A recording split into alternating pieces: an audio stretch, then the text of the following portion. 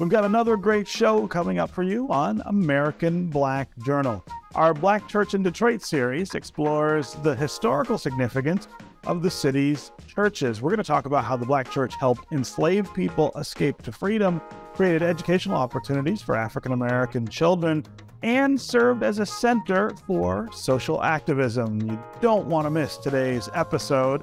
American Black Journal starts right now. From Delta faucets to Behr paint, Masco Corporation is proud to deliver products that enhance the way consumers all over the world experience and enjoy their living spaces. Masco, serving Michigan communities since 1929. Support also provided by the Cynthia and Edsel Ford Fund for Journalism at Detroit Public TV. The DTE Foundation proudly supports 50 years of American Black Journal in covering African American history, culture, and politics. The DTE Foundation and American Black Journal partners in presenting African American perspectives about our communities and in our world. Also brought to you by Nissan Foundation and viewers like you. Thank you.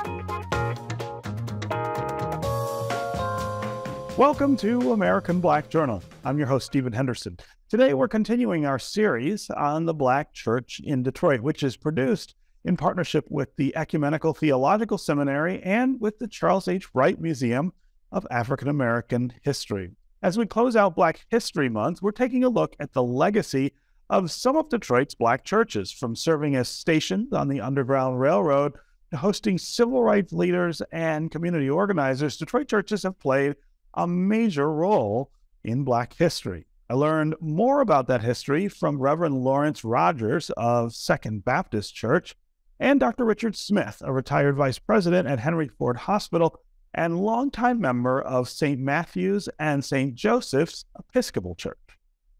I first want to say that I'm really excited for this conversation because I think this is such an important part of who we are as Detroiters, the history of these two churches in particular, but of course of the city more generally, the key role it has played in Black history in this country. And I think of these two churches really as kind of ground zero for that story, for that narrative. So I'm really, really looking forward to what we'll be able to talk about. I want to start with each of you telling just a little of the history of the way these churches started and the role that they played in the Underground Railroad, which I think lots of folks know generally about, but they don't know how pivotal, how critical these two churches were to this spot on the Underground Railroad. So, Reverend Rodgers, I will start with you.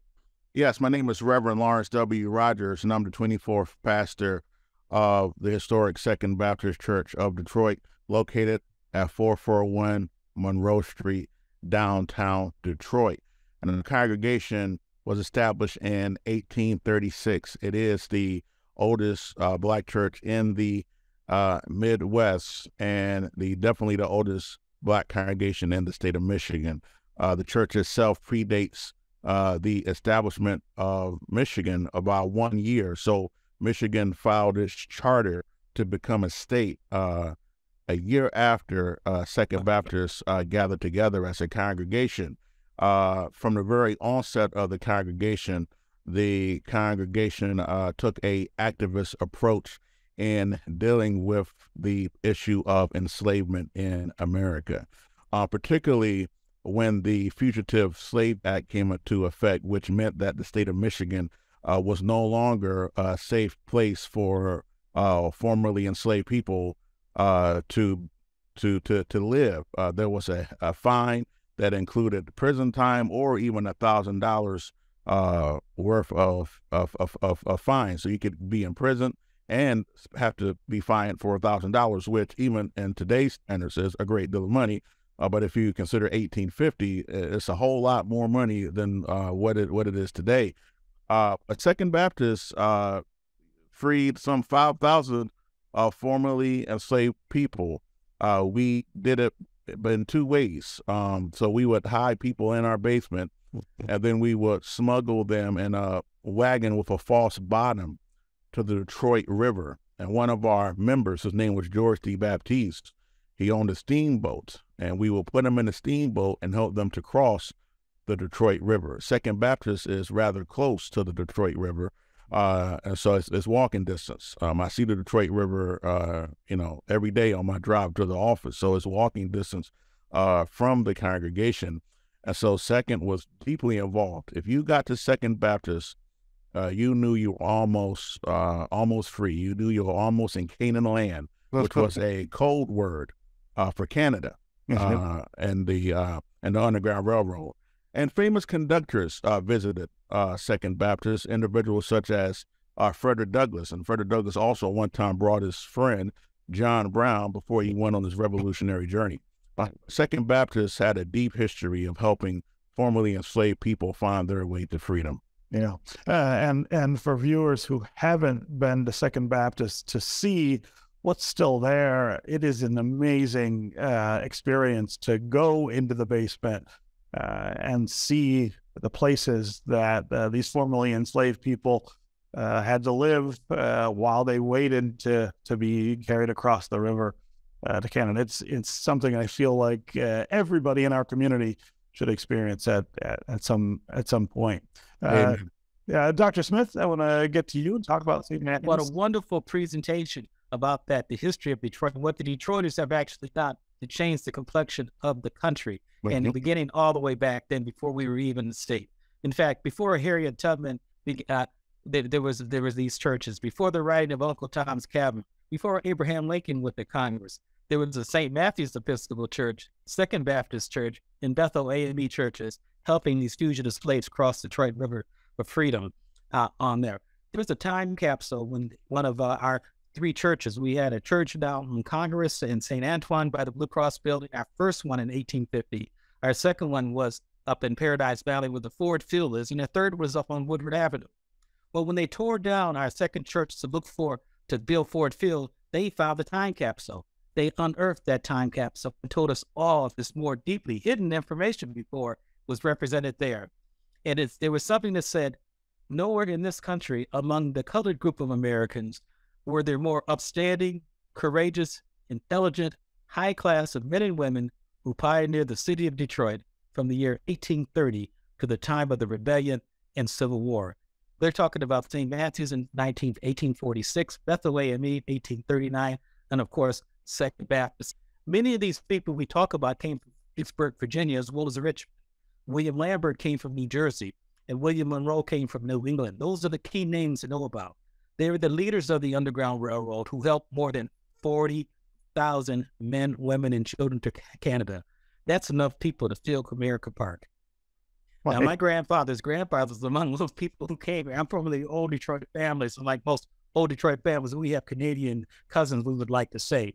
But that kind of sparked my interest in a lot of these things. But the key people we want to talk about are Reverend William Monroe as well as William Lambert. Now, they were first over at Second Baptist, but beginning in 1845, as the city began to grow, there were other interests, and they left Second Baptist in 1845, and they established St. Matthew's Church. What happened there was a more than 15-year period of intense abolitionist activity, religious activity, and political activity by the men and women of St. Matthew's Episcopal Church. It was a church that was hidden in plain sight. In plain sight, the people knew about Second Baptist, and that's where the slave catchers would wait outside. But St. Matthew's was hidden in plain sight, and it had the support of all those free soilers who would eventually form the Republican Party and change the country and elect Abraham Lincoln. For example, we think about that old Detroit period. There was only about 500-600 African Americans, and there was kind of the first Piety Hill. In those bluffs above the Detroit River, you had Christ Church there, as well as St. Peter's and St. Paul's Catholic Church. One block over was St. Matthew's. A block from that was another Catholic church, St. Mary's in Greektown there. To the right on Hastings, you had the AME Church, and to the left, a block over, you had, of course, Second Baptist. this was the central business community of the African-American folks up along Congress Avenue there. That's where it happened. And right there on Congress Avenue, there were parishioners of St. Matthew's. We just talked about that, William Webb and Dr. Joseph Ferguson, who met in what I would like to call the room where it really happened. And the room where it happened is where Frederick Douglass sat down with John Brown, who sat down with Reverend William Monroe, who sat down there and had a discussion. John Brown would go to Chatham and start the Chatham Convention, but you had Frederick Douglass say, hey, I got to talk over at Second Baptist, but then I'm back to New England. That's a little bit of the first background of the first decade or so of the abolitionist movement here in Detroit. Reverend Rodgers, I want to talk to you just a little about what this means, this history, and talk also a little about the time between before the Civil War and now. That history continues, right? The history of playing this really critical role in Black liberation, not just in Detroit, but everywhere. And so now you in 2023 are leading this congregation. Talk about how all of that informs your work and influences the people who still attend church there. Yeah, amen. I really do appreciate you, elevating this question. I'm reminded of a scripture from Romans 15 that says that the things that were written aforetime were written for our learning. And I'm also reminded of a quote from Al-Hajj al-Malik Shabazz, who once said that history is the greatest to reward our efforts. I believe that it is critical for us to not, when we look at our history, to not look at the history from the approach of, that's interesting facts, but to look at the history in a way that will pour into us our activities today, our actions today, and be motivated with the spirit that were in our ancestors. And for me, Second Baptist Church of Detroit is a congregation that from its inception has been committed to a liberation. Every Black freedom struggle that African Americans face, Second Baptist has been a part of it. From enslavement to struggling for labor rights. One of our previous pastors, Reverend Rabbi, developed a relationship with Henry Ford and leveraged Henry Ford to hire Black Americans, which essentially sparked the great migration of Black Americans traveling from southern states such as Mississippi, Alabama, Arkansas, and others to Detroit for jobs in the automotive industry. Later on, one of our former pastors, Reverend Banks, had a relationship with Reverend Dr. King Sr., and therefore had a relationship with Reverend Dr. King Jr., and Reverend Dr. King wanted to start his ministry to struggle for the full citizenship of Black Americans. He came to Second Baptist to not only preach, but to fundraise for the Montgomery bus boycott. And Dr. King said himself that no other congregation had raised more money for the Montgomery bus boycott than Second Baptist Church of Detroit. And then we've been a part of other freedom struggles, including against mass incarceration and benevolence for reentry citizens, and so on and so forth. So to me, being here in 2023, I feel that, while we've made progress as a people, and I'm grateful for it, I think the battle is not yet won. I still think that there are rivers to cross. There are still stony roads for us to travel. And I believe that Second Baptist is poised, and we are in the work, and we are continuing that work of liberation. In fact, at Second Baptist, we have had various things I think are rather innovative and needed, such as a youth financial literacy program where we take young people and we teach them about financial literacy. We also bring in young entrepreneurs, children who have businesses, and the children talk to other children about how they start their business, how they market their business, and how they sell their products. We have a youth STEM program at Second where young people come in with nothing in their hands, every last one of them, and they leave with a robot that they put together, where they learn basic skills such as engineering and basic engineering skills and coding and fun STEM things.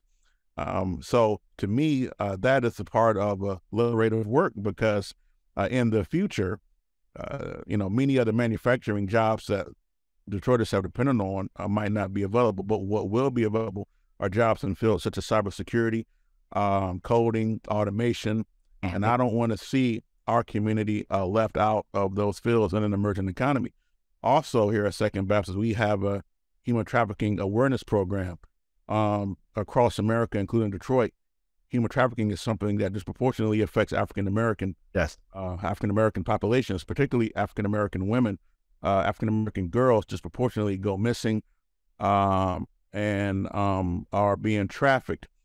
And so we have a training program where we teach the community and our members and parents how to spot trafficking, how to protect young people from trafficking, how to help a person to get out of a trafficking situation, which is a form of enslavement, and to help a person to transition from being trafficked to freedom from those oppressors is a liberation work. Yes. And so the spirit of liberation still resides at Second Baptist. It's still motivating us.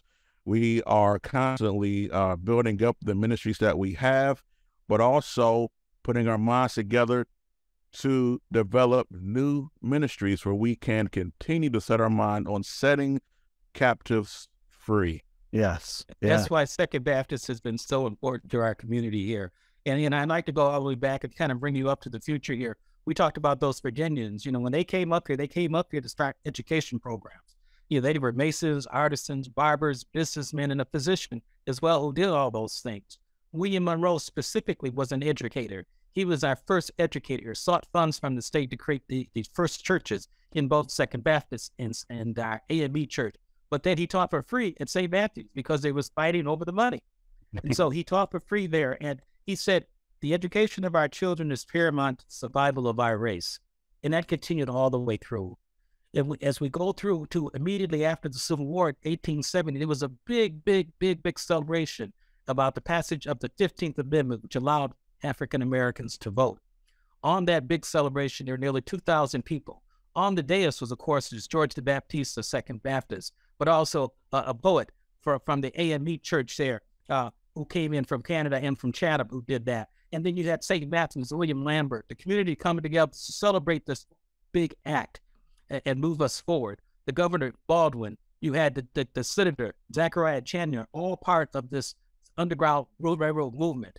One important part about that, I would also say William Lambert, he raised $120,000, probably from those abolitionists, which would equate to $10 million to fund the movement that took place. But the women during that time, they took care of the sick. They took care of the bandages. They fed them, they clothed them, and they went on. This is a pattern that continued into the Great Migration. Into the Great Migration, when St. Matthew's had his second church, it was a formidable force because it drew on that spirit of education and service and commitment. This is why out of St. Matthew's during that time, you had the founding of the NAACP at St. Matthew's by Reverend Back, and it grew to be the largest in the country, and it still is because of the action of this our rector at that time. The founders of the Urban League, St. Matthew's, the Literary Society at St. Matthew's. You had down there the women's group, the Dorcas Society, helping those who came to Detroit from the South. You had the original Willing Workers, one of the oldest African-American groups in the country existing at that time. And they would continue on. When the healthcare needs became imminent in this, with all these new citizens, they funded and helped support the building of the first Black hospital, the Dunbar Hospital, by Reverend Dr. Bundy, by Alexander Turner, and Dr. Ames, who were there. As a city to continue to grow, it provided to be the central key place for all these enrichment activities that took place, and something that we now call Paradise Valley, but it was really started by St. Matthew's, later by the Thurman WCA, and also the Sojourner Truth Homes. So these things would continue as some of the leadership. The initial contact with Henry Ford was Reverend Bagnall, and then he turned that over to Everett as well as Bradby, who all worked together to ensure jobs within, just in one thing. It was the education, it was jobs, it was the opportunity. And you know what happened after all those people started coming up to the South? They needed a place to stay. We need to live somewhere, right? They lived somewhere. And then this oasis occurred. This oasis called the west side of Detroit. In this oasis on the west side, you had people who wanted education. They wanted commitment and community. And out of this was never a ghetto. It was an area where people were primarily who would only hire, the only person who would hire blacks, but also it spurred the development in sequence of St. Stephen's AME. One block over, you had Hartford Avenue Baptist Church. One block over from that, St. Cyprian. There was a little group in between called the Nakarima Business Club that existed through there. But then we continue on to Tabernacle, down to Beechwood, and all these churches would emerge to be a strength in the city of Detroit. And out of them, what do you get? You have an Honorable Willis Ward, University of Michigan person. What do you have? You have the professor and dean of at Yale, and Lloyd Richards. You have Malcolm Dade. You have over at Hartford Avenue. You have professors such as Professor Dillard coming out of that group. You have brilliant people, and they continue to do so even to this day in the Detroit community because of the efforts of the Detroit churches. Not just one, not just a couple, but all the Detroit communities that we have right now. The Reverend Albert Clay came out of that same sort of venue that came through there. So we have a rich and powerful force.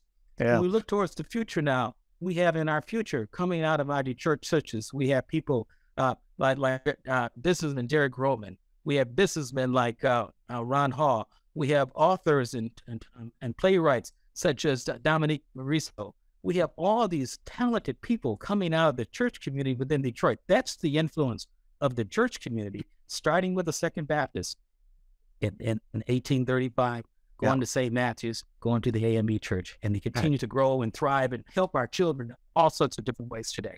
We've only got a minute left, Dr. Smith, but I wonder if you can talk just briefly, that wonderful thread of families over time and their connection to the church and what they get from being part of that community. You just named a lot of people. You're also part of a family that was in that community for generations.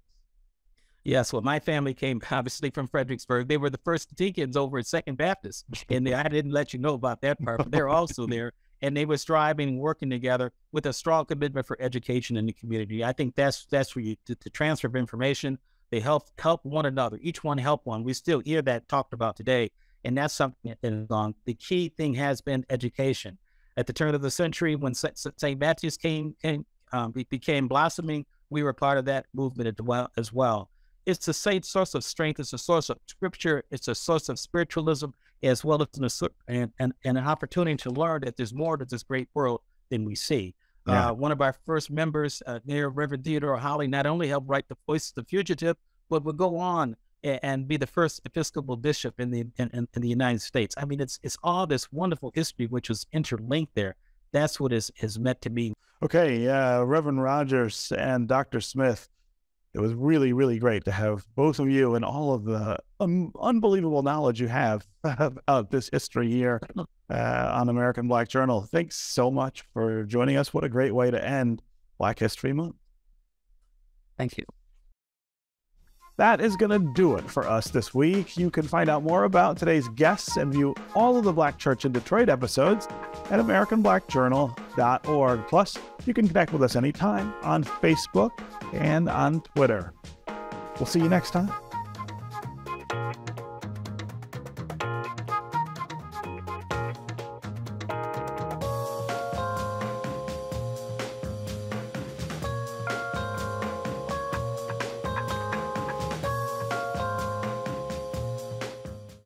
From Delta faucets to Behr paint, Masco Corporation is proud to deliver products that enhance the way consumers all over the world experience and enjoy their living spaces. Masco, serving Michigan communities since 1929. Support also provided by the Cynthia and Edsel Ford Fund for Journalism at Detroit Public TV.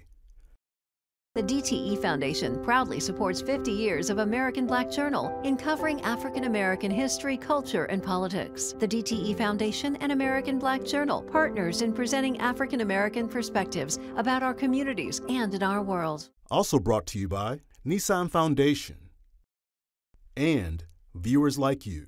Thank you.